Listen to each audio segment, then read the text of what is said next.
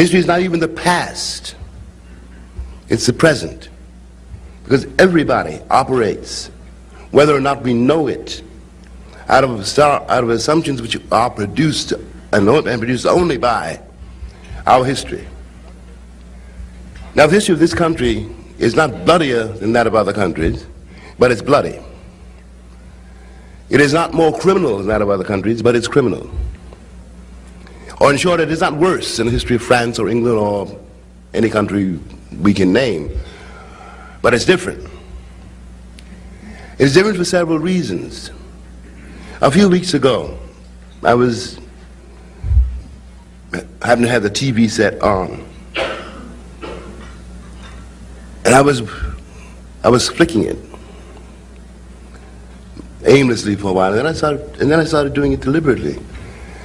And what was I watching? I was watching a series of images, all of them bloody. Guns, all kinds of weapons, corpses, cowboys and Indians, good guys and bad guys. And for a moment it seemed to me that these compulsive set of images, I pretended to myself I was watching a person, a human being, who was very, very, very, very ill and was trapped in these images, could not be released from them, because all of these images come out of the history which we always deny. It is important to recognize that we did steal the land from the people who were here before us. We stole it. And we never honored a single treaty made with that person known as the American Indian. And I repeat, we're not talking about the past, we're talking about the present. We did enslave millions of people for no other reason than because they were black, and we did make a lot of money out of slave labor. Neither is this uncommon. It is a part of human history. But it is one thing to do something and another to deny it. The doctrine of manifest destiny reassured all white Americans that as white people, as the guardians of civilization, they had the right and therefore the duty to exterminate whatever stood in the way of the superior civilization. And as for Sambo, though it can be argued that slavery is a strange road to take in order to civilize someone, that was the argument, so that we can see, if we examine our legends, that very shortly after I was discovered in Africa, where I was the sometimes noble savage, I was, in the twinkling of an eye, after the Middle Passage, I am found on the Metro-Goldwyn-Mayer backlot, singing and dancing. The noble savage is now transformed into the happy darky. No one quite knows how this happened.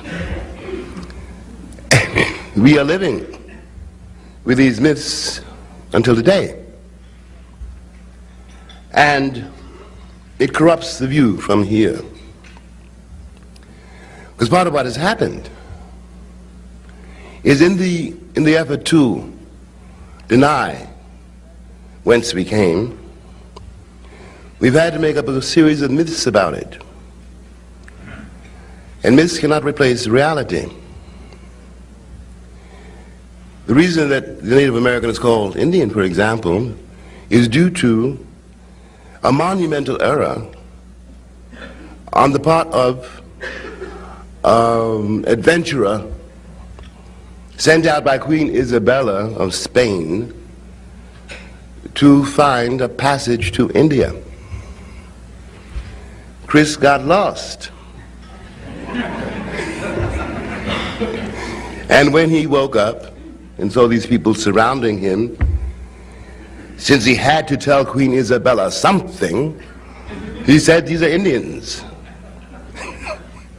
And took one back to Spain. We call this error has persisted in the language until this hour. In a similar way, once I became the happy darky, because if I wasn't the happy darky, then I was a slave.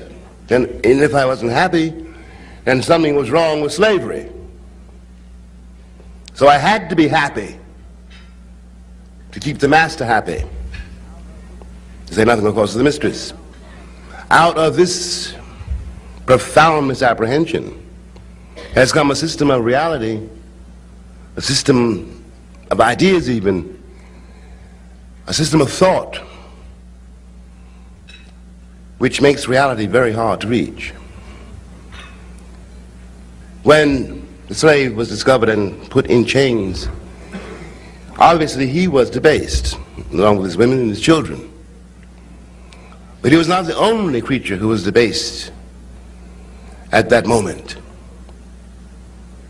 The man, the people who put him in chains had also become less than human and debased themselves, with a further disadvantage. Whereas the slave must know the master, because the slave's life is in the master's hands. And the master cannot fool a slave, but the slave can fool the master, because the master wants to be fooled. My father, all the years that I lived with him, never dreamed of telling a white person the truth about anything. It simply never entered his mind to do so. He didn't care what they thought. He didn't care if they lived or died. He loathed them. That was very frightening for me to watch. My turn came too. But I could see what had happened. And really, it's important now is that out of this endeavor, what we call the white American has created only the nigger he wants to see.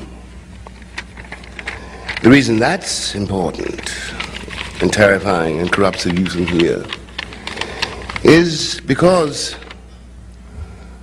when this same white man looks around the world, he sees only the nigger he wants to see. And that is mortally dangerous for the future of this country, for our present fortunes. The world is full of all kinds of people who live quite beyond the confines of the American imagination and who have nothing whatever to do with the guilt-ridden vision of the world which controls so much of our life and our thinking, and which paralyzes very nearly our moral sense. We are living in a world in which everybody and everything is interdependent. It is not white, this world. It is not black either. The future of this world depends on everyone in this room. And that future depends on to what extent and by what means we liberate ourselves from a vocabulary which now cannot bear the weight of reality. Thank you.